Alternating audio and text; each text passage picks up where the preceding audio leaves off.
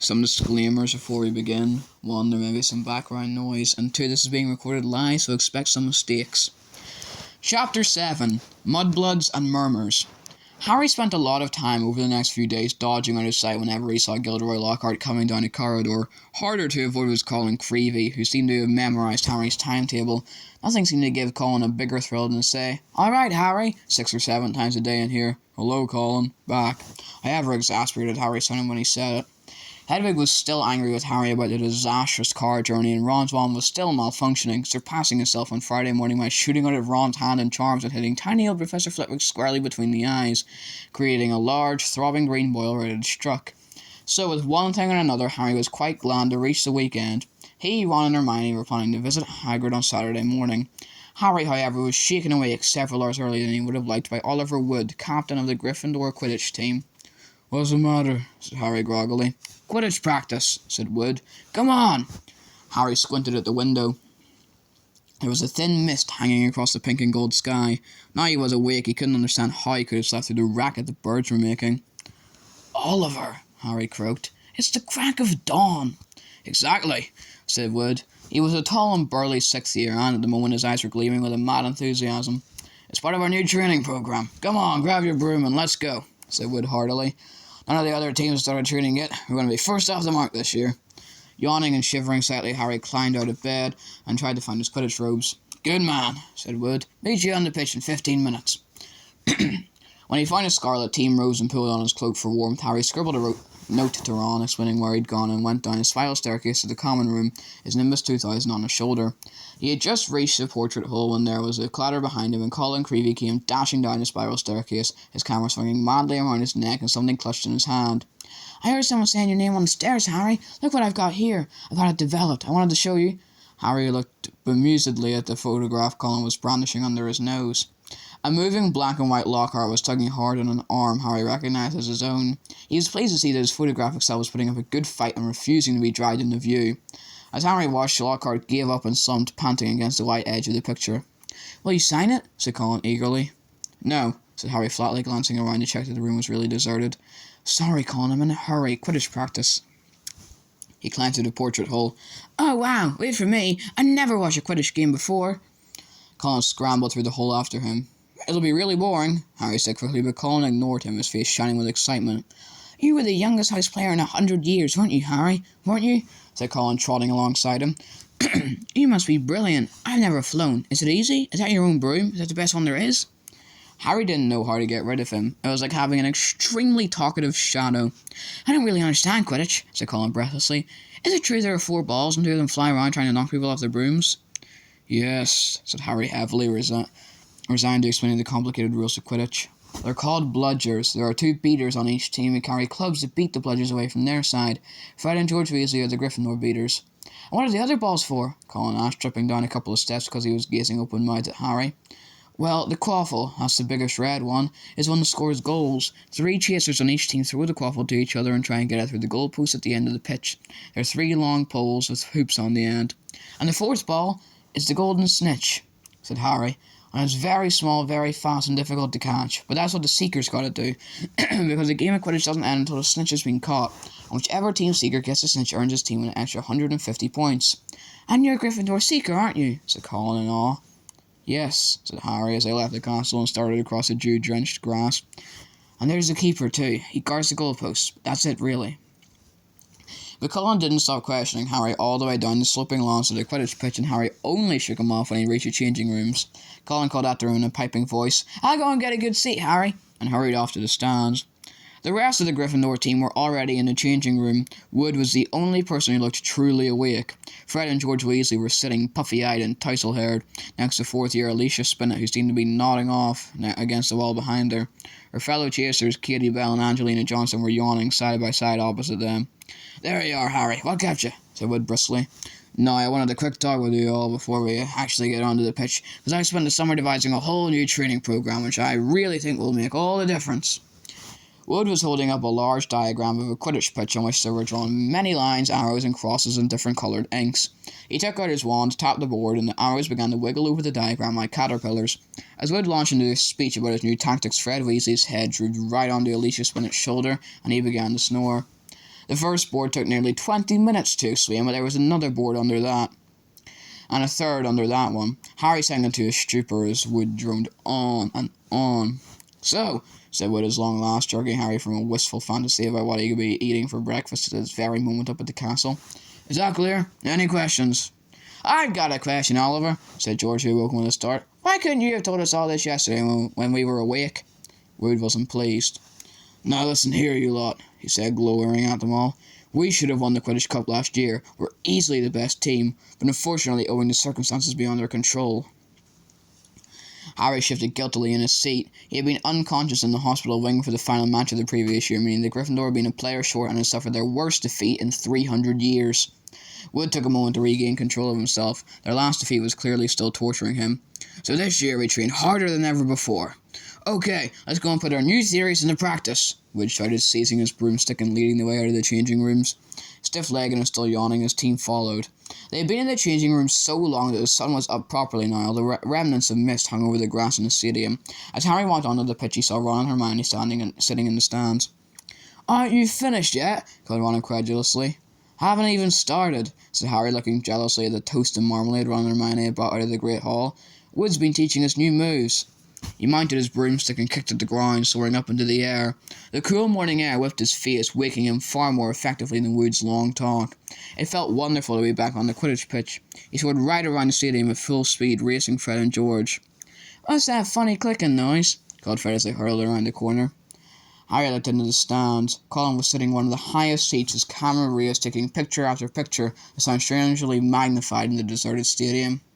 "Look this way, Harry, this way!" he cried shrilly. "Who's that?" said Fred. "No idea," Harry lied, putting on a spurt of speed to take him as far away as possible from Colin.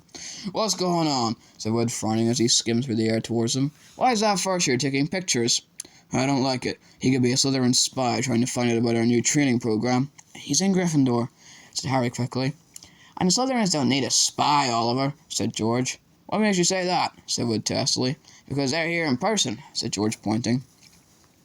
Several people in green robes were walking onto the pitch, broomsticks in their hands. "I don't believe it," Wood hissed in outrage. "I booked the pitch for today. We'll see about this." Wood shot towards the ground, landing rather harder than he meant to in his anger, staggering slightly as he dismounted. Harry, Fred and George followed. "Flint!" Wood bellowed at the Slytherin captain. "This is our practice time. We got up specially. You can clear off now." Marcus Flint was even larger than Wood. He had a look of trollish cunning on his face as he replied, "Plenty of room for all of us, Wood." Angelina, Alicia, and Katie had come over too. There were no girls on the Slytherin team, who stood shoulder to shoulder facing the Gryffindors, leering to a man. "But I booked the pitch," said Wood, positively spitting with rage. "I booked it!" "Ah," said Flint, "but I've got a specially signed note here from Professor Snape. I, Professor S. Snape, give the Slytherin team permission to practice today on the Quidditch pitch, owing the need to train their new seeker." "You've got a new seeker?" said Wood, distracted. "Where?" And from behind the 6 large figures before them came a 7th, smaller boy, smirking all over his pale, pointed face. It was Draco Malfoy. "Aren't you Lucius Malfoy's son?" said Fred, looking at Malfoy with dislike. "Funny you should mention Draco's father," said Flint as the whole Slytherin team smiled still more broadly. "Let me show you the generous gift he's made to the Slytherin team." All 7 of them held out their broomsticks. 7 highly polished brand new handles and 7 sets of fine gold lettering spelling the words Nimbus 2001 gleamed under the Gryffindors' noses in the early morning sun. "Very latest model, only came out last month," said Flint carelessly, flicking a speck of dust from the end of his own. "I believe it outstrips the old 2000 series by a considerable amount. As for the old clean sweeps," he smiled nastily at Fred and George, who were both clutching clean sweep 5s. "Sweeps the board with them." None of the Gryffindor team could think of anything to say for a moment. Malfoy was smirking so broadly his cold eyes were reduced to slits. "Oh, look," said Flint. "A pitch invasion." Ron and Hermione were crossing the grass to see what was going on. "What's happening?" one asked Harry. "Why aren't you playing? And what's he doing here?" He was looking at Malfoy, taking in his Slytherin Quidditch robes. "I'm the new Slytherin Seeker, Weasley," said Malfoy smugly. "Everyone's just been admiring the brooms my father's bought our team." Ron gaped open-mouthed at the 7 superb broomsticks in front of him. "Good, aren't they?" said Malfoy smoothly. "But perhaps the Gryffindor team will be able to raise some gold and get new brooms too. You could raffle off those clean sweep 5s. I expect a museum would bid for them." The Slytherin team howled with laughter. "At least no one on the Gryffindor team had to buy their way in," said Hermione sharply. "They got in on pure talent." The smug look on Malfoy's face flickered. "No one asked your opinion, you filthy little mudblood," he spat. Harry knew at once that Malfoy had said something really bad, because there was an instant uproar at his words. Flint had to dive in front of Malfoy to stop Fred and George jumping on him. Alicia shrieked, "How dare you!" And Ron plunged his hand into his robes, pulled out his wand, yelling, "You'll pay for that one, Malfoy!" and pointed it furiously under Flint's arm at Malfoy's face. A loud bang echoed around the stadium, and a jet of green light shot out of the wrong end of Ron's wand, hitting him in the stomach and sending him reeling backwards onto the grass. "Ron! Ron, are you alright?" squealed Hermione. Ron opened his mouth to speak, but no words came out. Instead, he gave an almighty belch, and several slugs dribbled out of his mouth onto his lap. The Slytherin team were paralysed with laughter. Flint was doubled up, hanging onto his new broomstick for support. Malfoy was on all fours, banging the ground with his fist. The Gryffindors were gathered around Ron, who kept belching large, glistening slugs. Nobody seemed to want to touch him. "We'd better get him to Hagrid's. It's nearest," said Harry to Hermione, who nodded bravely, and the pair of them pulled Ron up by the arms. "What happened, Harry? What happened? Is he ill? But you can cure him, can't you?" Colin had run down from his seat and was now dancing alongside them as they left the pitch. Ron gave a huge heave and more slugs dribbled down his front. "Ooh," said Colin, fascinated and raising his camera. "Can you hold him still, Harry?" "Get out of the way, Colin," said Harry angrily. He and Hermione supported Ron out of the stadium and across the grounds towards the edge of the forest. "Nearly there, Ron," said Hermione as the gamekeeper's cabin came into view. "You'll be all right in a minute. Almost there." They were within 20 feet of Hagrid's house when the front door opened, but it wasn't Hagrid who emerged. Gilderoy Lockhart, wearing robes of palest mauve today, came striding out. "Quick, behind here," Harry hissed, dragging Ron behind a nearby bush. Hermione followed somewhat reluctantly. "It's a simple matter if you know what you're doing," Lockhart was saying loudly to Hagrid. "If you need help, you know where I am. I'll let you have a copy of my book. I'm surprised you haven't already got one. I'll sign one tonight and send it over. Well, goodbye." And he strode away towards the castle. Harry waited until Lockhart was out of sight, then pulled Ron out of the bush and up to Hagrid's front door. They knocked urgently.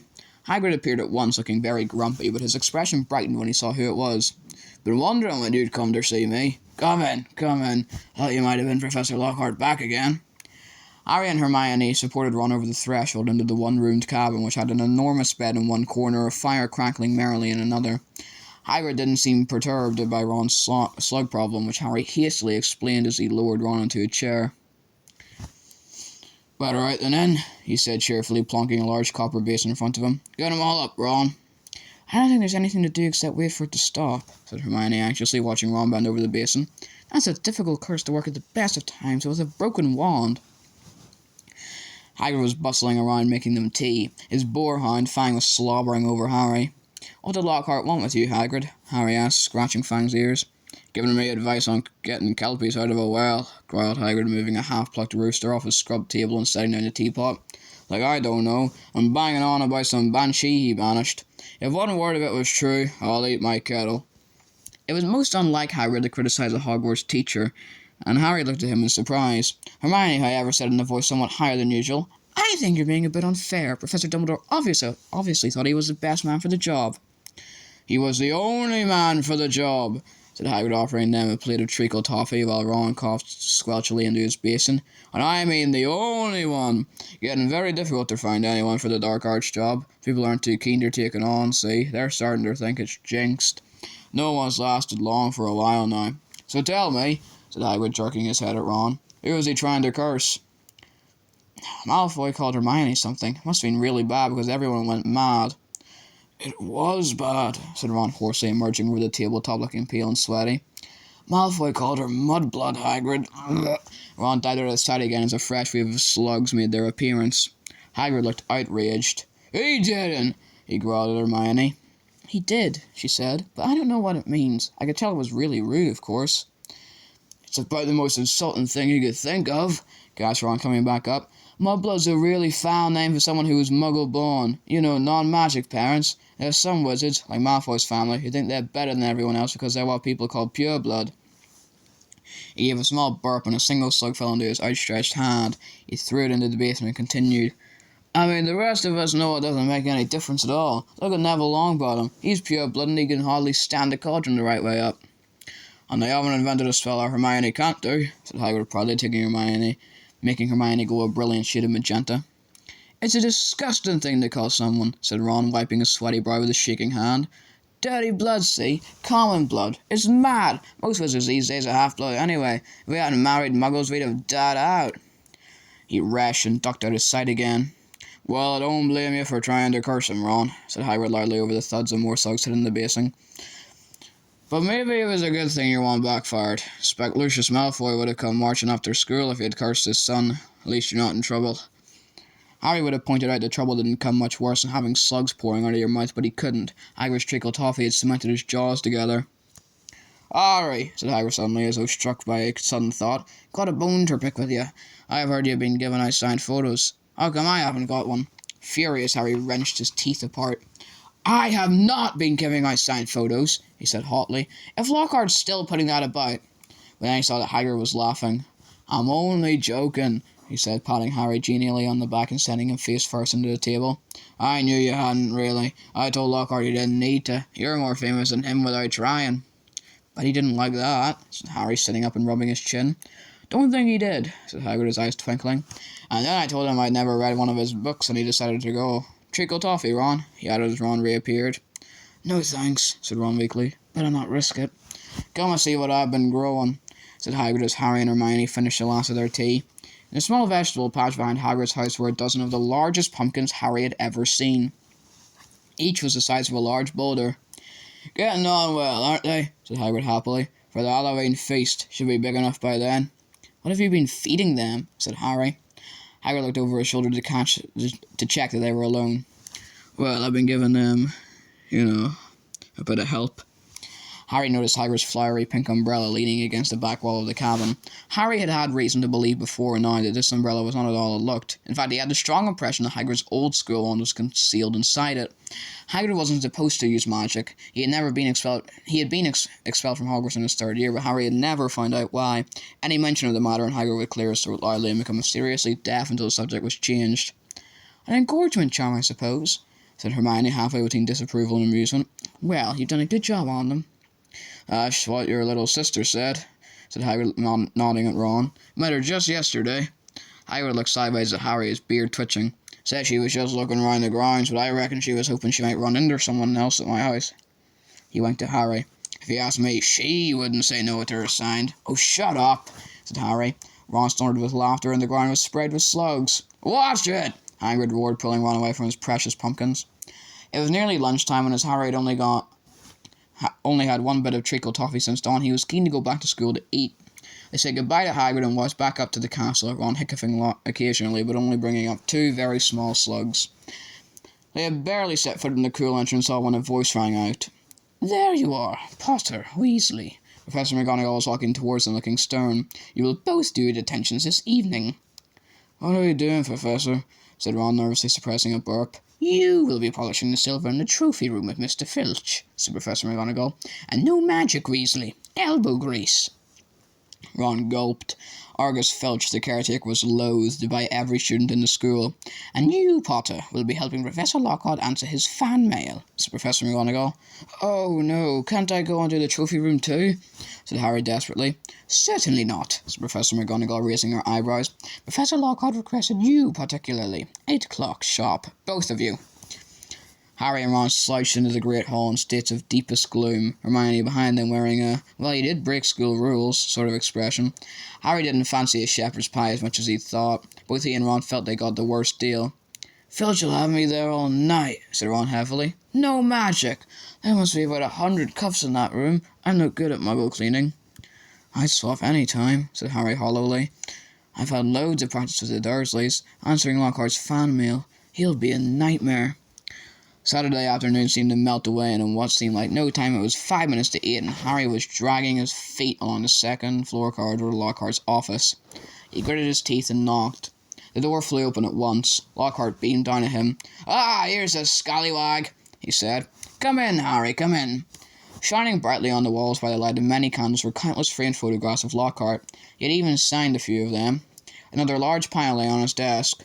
"You can address the envelopes," Lockhart told Harry as though this was a huge treat. "This first one's to Gladys Gudgeon. Bless her. Huge fan of mine." The minutes snailed by. Harry let Lockhart's voice wash over him, occasionally saying, and right, and yeah. Now and then he caught a phrase like, "Fame's a fickle friend, Harry," or "Celebrity is as celebrity does, remember that." The candles burned lower and lower, making the light dance over the many moving faces of Lockhart watching him. Harry moved his aching hand over what felt like the 1,000th envelope, writing out Veronica Smedley's address. It must be nearly time to leave, Harry thought miserably. Please let it be nearly time. And then he heard something quite apart from the spitting of the dying candles and Lockhart's prattle about his fans. It was a voice to chill the bone marrow, a voice of breathtaking, ice-cold venom. Come to me. Let me rip you, let me tear you, let me kill you. Harry gave a huge jump and a large lilac blot appeared on Veronica Smedley's street. "What?" he said loudly. "I know," said Lockhart. 6 solid months at the top of the bestseller list. Broke all records." "No," said Harry frantically. "That voice." "Sorry?" said Lockhart, looking puzzled. "What voice?" That voice said... Didn't you hear it?" Lockhart was looking at Harry in high astonishment. "What are you talking about, Harry? Perhaps you're getting a little drowsy." "Great Scott, look at the time. We've been here nearly 4 hours. I'd never have believed it. The time's flown, hasn't it?" Harry didn't answer. He was straining his ears to hear the voice again, but there was no sound now except for Lockhart telling him he mustn't expect a treat like this every time he got attention. Feeling dazed, Harry left. It was so late that the Gryffindor common room was almost empty. Harry went straight up to the dormitory. Ron wasn't back yet. Harry put on his pyjamas, got into bed and waited. Half an hour later Ron arrived, nursing his right arm and bringing a small smell of polish into the darkened room. "My muscles have all seized up," he groaned, sinking on his bed. 14 times he made me buff up that Quidditch cup before he was satisfied, and then I had another slug tackle over a special award for services to the school. Took ages to shift the slime. How was it with Lockhart? Keeping his voice low so as not to wake Neville, Dean and Seamus, Harry told Ron exactly what he had heard. "Lockhart said he couldn't hear it," said Ron. Harry could see him frowning in the moonlight. "Do you think he was lying? But I don't get it. Even someone invisible would have had to open the door." "I know," said Harry, lying back on his four-poster and staring at the canopy above him. "I don't get it either."